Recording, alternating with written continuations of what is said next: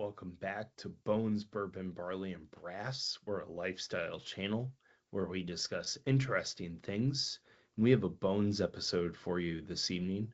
This is Over the Top Chili in the Le Creuset 5.5 quart Dutch oven. So what we did was, I don't know if you all watch Meat Church YouTube channel. He has a great channel. He's actually just down the road from me in Waxahachie, Texas, and has his own shop there. Very big into spices, gear, food, etc., etc. One of the ways he does chili is over the top, which is basically you put your tomatoes and onions and peppers and etc. in beef stock or whatever stock into the Dutch oven, let it simmer, let it cook on the grill, let it get the smoke of the charcoal and the wood that you're using. And then he makes a giant meatball, whether it be beef, pork, sausage, venison, any combination of thereof, puts it over the top, lets it get to 165, and then basically cuts up the meatball, churns it in, and then pulls it and serves it. So we attempted to recreate the recipe today. It worked out really well. Now we goofed on a couple of things, and I'll explain why. What we first did was we cut up our bell peppers. We had one red and one green bell pepper. We had half an onion. We diced all three, put them in bowls, and set them aside. We actually did that last night. Then the other thing we did was we took 2 pounds of ground beef, 93.7, and we took half a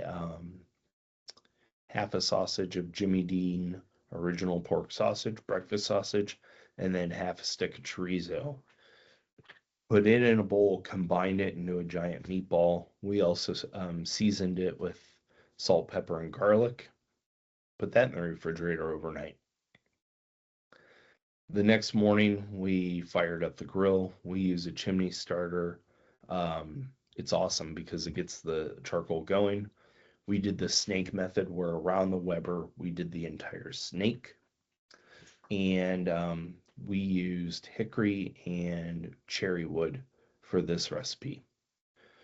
We then inside we put a little bit of oil, avocado oil, and simmered, or excuse me, cooked down the onions and peppers. Then we added a can of whole peel tomatoes.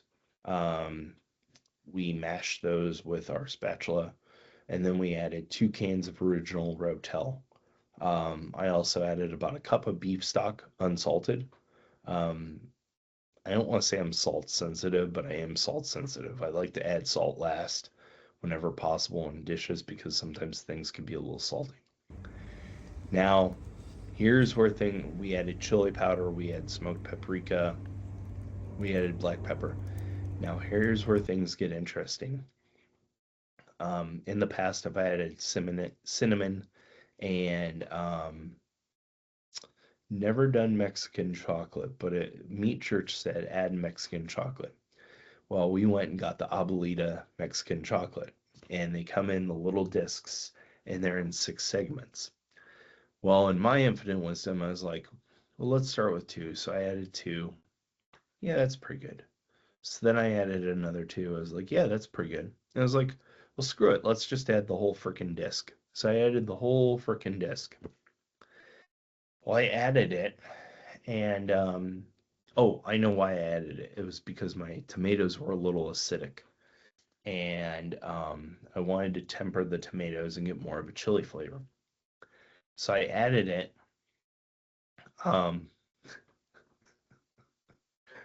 Let's put it this way. The chili turned out great, except it tasted like a glorified sloppy Joe mix. It had a little bit too much of a sweet note. Meat Church says he adds chocolate for complexity. It does add a complexity, but we overshot and we ended up in the land of sloppy Joe mix. So it starts off really sweet and then backs into a spicy note.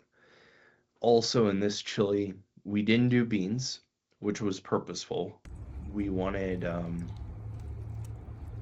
Texas red chili.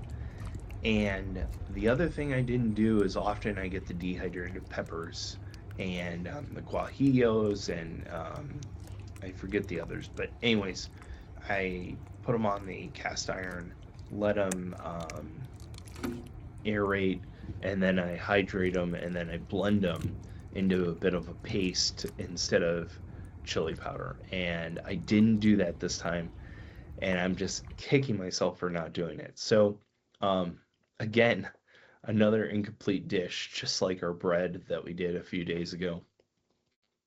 We will have to um, revisit this.